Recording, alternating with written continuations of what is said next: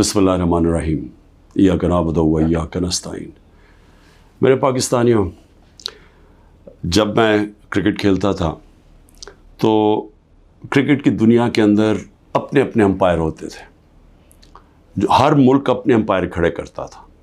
और मेरे मैं 20 साल इंटरनेशनल क्रिकेट खेला हूँ, तो जो 10 साल थे, 10 साल से भी ज़्यादा, कुछ 14-15 साल थे जिसमें अपने अपने अंपायर होते थे और बहुत इंतशार होता था क्रिकेट ग्राउंडों पे, क्योंकि जब टीम दूसरे मुल्क में जाके हारती थी वो कहती थी जी उनके अंपायरों ने हमें हरा दिया। और कई दफ़ा ये ठीक होता था कि अपने अंपायर अपनी टीम की मदद करते थे। तो मुझे फ़ख्र है कि मैं वो कप्तान था जिसने क्रिकेट की दुनिया में न्यूट्रल अंपायर लेके आया, कि अंपायर एक तीसरे मुल्क के होने चाहिए जो न्यूट्रल हों, ताकि जो जीते और हारे वो हार मान जाए, ये ना कहे कि जी दूसरों के अंपायरों ने मुझे हरा दिया। और पाकिस्तान वो मुल्क था जिसने पहली दफ़ा क्रिकेट की तारीख़ के अंदर हम न्यूट्रल अंपायर 1986 में लेके आए, और उसके बाद फिर सारी दुनिया में न्यूट्रल अंपायर आ गए। और आज जो आप क्रिकेट मैचेस पे ग्राउंडों पे देखते हैं तो वो सारा इंतशार ख़त्म हो गया है, क्योंकि लोगों को फ़ैसले मुनसिफाना लगते हैं अब, क्योंकि अब उनको ये नहीं लगता कि अपने मुल्क के अंपायर अपने मुल्क की मदद कर रहे हैं। अब मैं आता हूँ पाकिस्तान पे। देखिए, मैंने जब तहरीक इंसाफ शुरू की थी 27 साल पहले, उसकी वजह ये थी कि मैं ये आपको बार बार बता चुका हूँ, मैं फिर आपको बताना चाहता हूँ, जो सारी दुनिया में मैं फिरा और क्रिकेट की वजह से सारी दुनिया मैंने देखी, और ख़ास तौर पे बरतानिया का निज़ाम, क्योंकि मैं वहाँ प्रोफेशनल क्रिकेट खेलता था, आधा साल उधर आधा साल इधर, और यूनिवर्सिटी भी उधर गया था। वो मैं जब जितना मैं निज़ाम समझता गया, मैं इस नतीजे पे आ गया कि जो हज़रत अली का एक रज़ी अल्लाह ताला का कौल था कि कुफ्र का निज़ाम चल जाएगा लेकिन जुल्म और नाइंसाफ़ी का निज़ाम नहीं चल सकता, मैं इस नतीजे पे आ गया कि हमारा निज़ाम में जब तक इंसाफ नहीं होगा, हम एक वो जो कायद आज़म का और इल्लामा इकबाल की ख्वाब थी कि एक अजीम मिसाली इस्लामी रियासत बनानी थी हमने, फलाई रियासत, और वो जिसकी बुनियाद नबी सल्लल्लाहु अलैहि वसल्लम ने इंसाफ पे रखी थी, अदल और इंसाफ पे, हम वो बन ही नहीं सकते जब तक हम इंसाफ ना लेके आए मुल्क। और ये जद्दोजहद रही है 27 साल से। 3.5 साल गवर्नमेंट में भी बैठ के पूरी कोशिश की कि ताकतवर को कानून के नीचे लेके आऊँ, लेकिन एक आर्मी चीफ के पास वीटो पावर थी, उसने नहीं माना, उसने नहीं किया, क्योंकि वो करप्शन को यानी नाइंसाफ़ी को बुरा नहीं समझता था। अब देखें, अभी जो हालात हैं मैं कौम के सामने रखना चाहता हूँ। पहले तो मैं अपना केस रखना चाहता हूँ। अब ये हो क्या रहा है, 12 मई से हम ये जो जज दिलावर है इसके ख़िलाफ़ हमने कहा हुआ है कि हमें इसे इंसाफ नहीं मिलेगा। जिस तरह इसने फ़र्द जुर्म मेरे पे लगा दिया, मेरे सुने बग़ैर, और वो भी आके जब मुझे गैर कानूनी तौर पे पकड़ा हुआ था इन्होंने जेल में, तो उसने वहाँ आके अदालत लगा दी, ना मेरे वकील को पता ना मुझे पता, और वहाँ आके फ़र्द जुर्म लगा दिया। तो हमें तब से पता चल गया कि यहाँ इंसाफ नहीं हमें मिलेगा। हमने एप्लीकेशन फ़ाइल की इस्लामाबाद हाई कोर्ट में कि हमारा ट्रांसफ़र किया जाए, हम किसी और जज के सामने केस लगाया जाए, ये हमारा हक़ है। लेकिन बदकिस्मती से इस्लामाबाद हाई कोर्ट में जो चीफ़ जस्टिस बैठे हुए हैं, उन्होंने भी सबसे ज़्यादा, जब 9 मई को मुझे जिस तरह घसीट के लेके गए और सुप्रीम कोर्ट ने कहा कि गैर आइनी और गैर कानूनी था जो मुझे अगवा किया, उसने high court chief justice Islamabad के होते हुए उन्होंने उसको जायज़ करार दे दिया। तो हमें तो वहाँ भी बड़े गिले शिकवे आ रहे थे। उससे पहले तहरीक इंसाफ के हमारे जो इलेक्शन कमीशन के केसेस लगे हुए थे, हमारे जो वकील अनवर मंसूर, वो बार बार कहते थे कि यहाँ में इंसाफ ही नहीं मिल रहा। जो फॉरेन फंडिंग का केस था, हम सुप्रीम कोर्ट ने कहा हुआ है कि सबके इकट्ठे सुने जाएं, सारे जो बाकी जमातें हैं, पीपल्स पार्टी, नून लीग, पीटीआई, इकट्ठे सुने जाएं कि फंडिंग किधर से आती है, उनके केस सुने ना जाएं। ये आमिर फारूक के पास लगे हुए थे, हमें बड़ा एतराज़ था। फिर आज़म स्वाति, उन्होंने तो बाकायदा लेटर देखा कि मुझे यहाँ इंसाफ नहीं मिलेगा। और फिर जब वो हुआ, फिर उससे पहले टेरियन केस, جو 3 ممبر بینچ نے، جب 2 ممبرز نے کہہ دیا کہ وہ کیس مینٹینیبل نہیں ہے، جسٹس صاحب نے وہ کیس لے کے بیٹھ گئے. تو ہم نے پھر دونوں کی طرف، ہم نے دونوں ججز کا کہا کہ یہ ہمیں ان امپائرز پہ اعتماد نہیں ہے، یہ ہمارا رائٹ ہے. ہم نے ریکوزل کا کہا. اب آج کیا ہوتا ہے؟ آج جو سپریم کورٹ میں ہم پہلے جب یہاں سے نہیں انصاف ملا، پھر ہم اسلام آباد ہائی کورٹ گئے، وہاں انصاف نہیں ملنا تھا، ہم سپریم کورٹ چلے گئے. سپریم کورٹ نے کہا کہ جو ہماری پٹیشنز لگی ہوئی ہیں ہائی کورٹ میں، وہ سب اکٹھی سنی جائیں. اب آج اکٹھی سنی نہیں گئی پٹیشنز. جو ہماری پٹیشن تھی ٹرانسفر کی، ہماری ریکوزل کی، ہم نے کہا کہ جسٹس عامر کو ہماری نہیں سننی چاہیے ہماری پٹیشنز، وہ بھی ڈسمس ہو گئی، وہ اگنور ہو گئی. جو ہم نے گواہ کا کہا ہوا تھا کہ ہمیں گواہ کا تو موقع دیں کہ ہم فیئر ٹرائل، اور اب تو میں خیر وکیل ہی بن گیا ہوں کہ آرٹیکل کا آئین کا 10A کہتا ہے فیئر ٹرائل کے اندر ہمیں موقع ملنا چاہیے کہ ہم اپنے گواہ پیش کریں. اور وہ گواہ ڈال دیے آگے، اور کل انہوں نے کہہ دیا کہ ہمایوں دلاور ہماری فائنل آرگیومنٹ سن سکے. اب ہماری فائنل آرگیومنٹ وکیل کیسے کرے جب ہمارے گواہی نہیں پیش ہوا ہے؟ یہ فیئر ٹرائل کیسے ہوتا ہے؟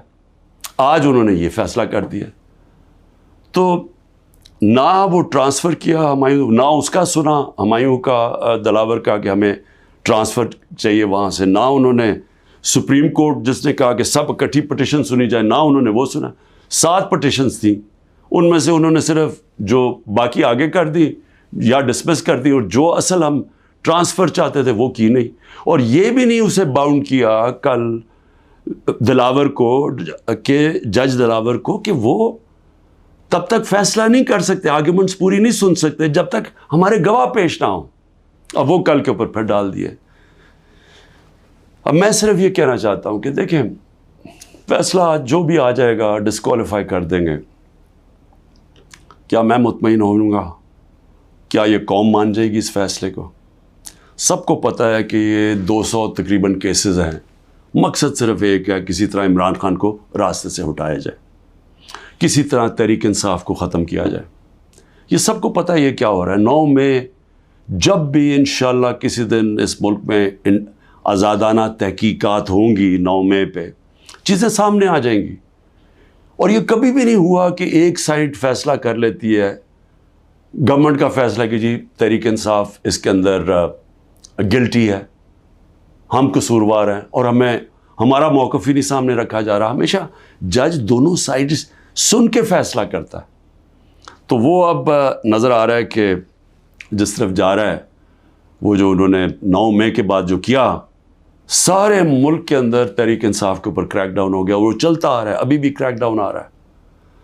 اور نظر آ رہا ہے کہ کسی نہ کسی طرح پارٹی کو ختم کیا جائے. اب جو بھی یہ کر رہے ہیں کریک ڈاؤن، سارے جو بھی لوگ اس کے پیچھے ہیں، کیا ان کو یہ پتہ نہیں ہے کہ پارٹی تب ختم ہوتی ہے جب اس کا ووٹ بینک ختم ہوتا ہے؟ ذرا بازاروں میں نکل کے دیکھیں، دیہاتوں میں چلے جائیں، پوچھیں تو صحیح لوگوں سے کہ وہ ووٹ کس کے لیے ڈالیں گے. جتنا ظلم ہمارے اوپر بڑھتا جا رہا ہے، اتنا ہی ہمارا ووٹ بینک بڑھتا جا رہا ہے. پارٹی تو ایسے نہیں ختم ہونے لگی. تو اب پارٹی کی اس وقت 70 سے 80% اس وقت پاکستان میں اس کی ایکسیپٹیبلٹی ہے، یعنی لوگ اس کے ساتھ ہیں. تو جو ایک وہ نظام آ رہا ہے جو کہ 70 سے 80% لوگوں کی رائے کو ختم کرنا چاہتے ہیں، اور ایک اور کوئی نظام لینا چاہتے ہیں. کیا ہمیں اندازہ ہو رہا ہے کہ ہم ملک کو کس طرف لے کے جا رہے ہیں؟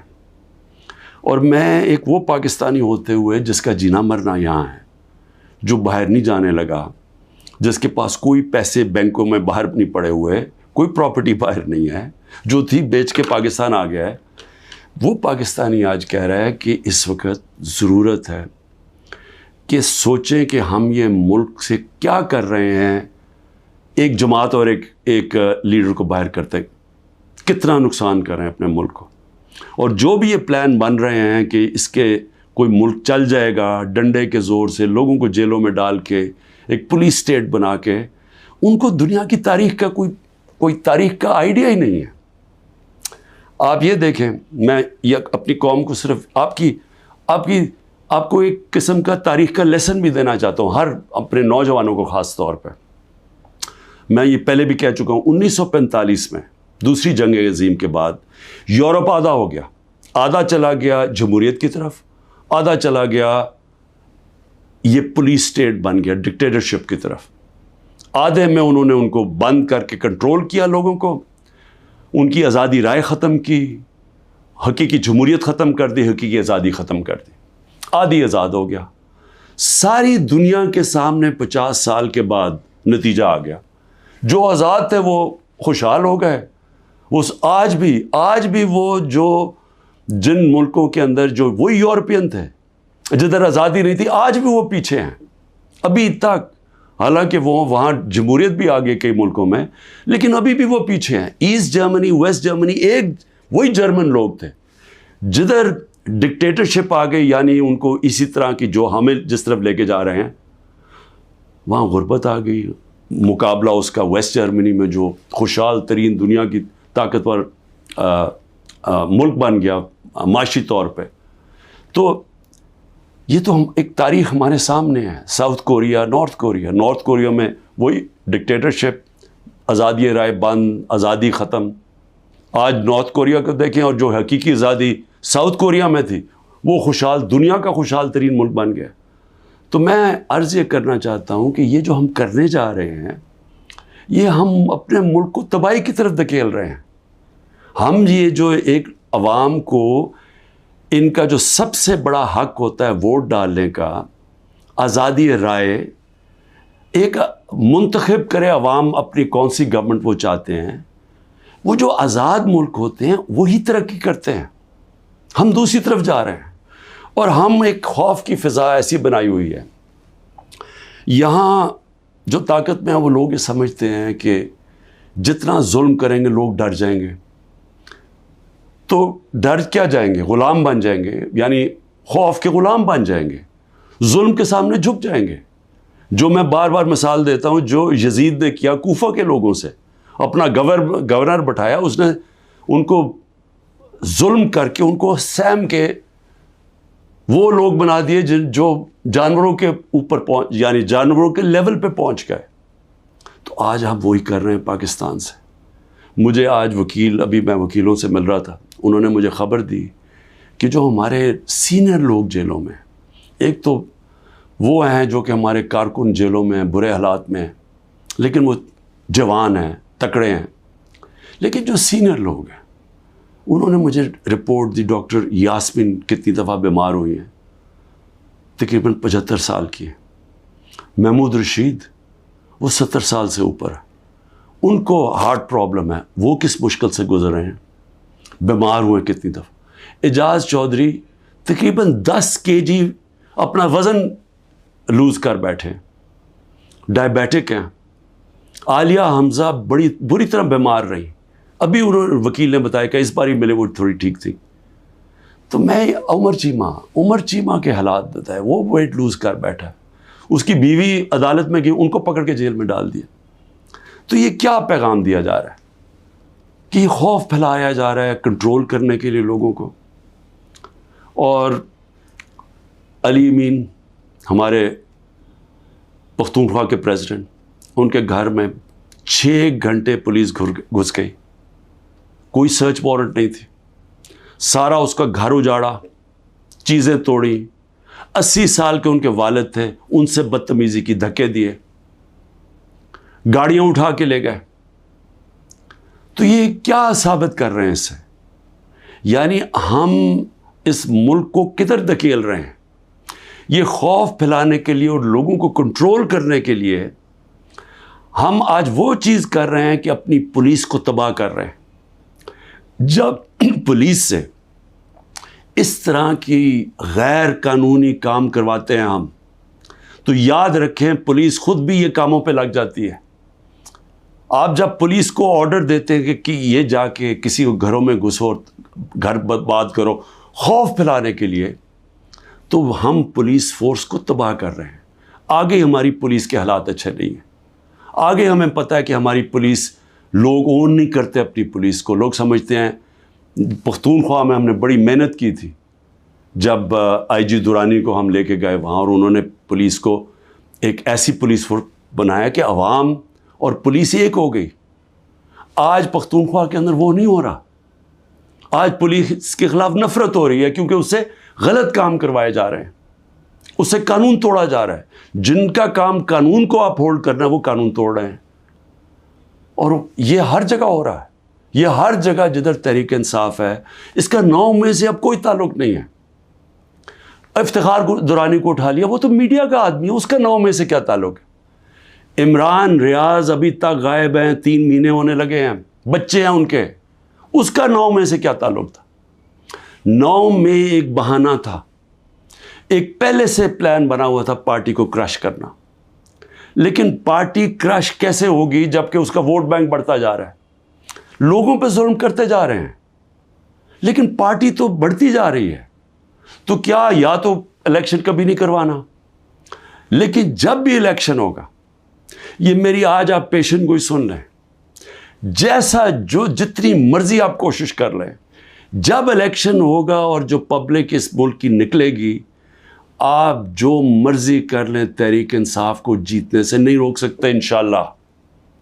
اس لیے میں آج بھی اپنے ان لوگوں کو جو اقتدار میں بیٹھے ہوئے ہیں، میں تو پی ڈی ایم کے لوگوں کو، سب کو، جو ہماری اسٹیبلشمنٹ ہے، سب کو کہنا چاہتا ہوں کہ دیکھیں ٹائم آ گیا ملک کا سوچنے کا، اپنی سوچ ذات بیچ میں سے نکال دیں۔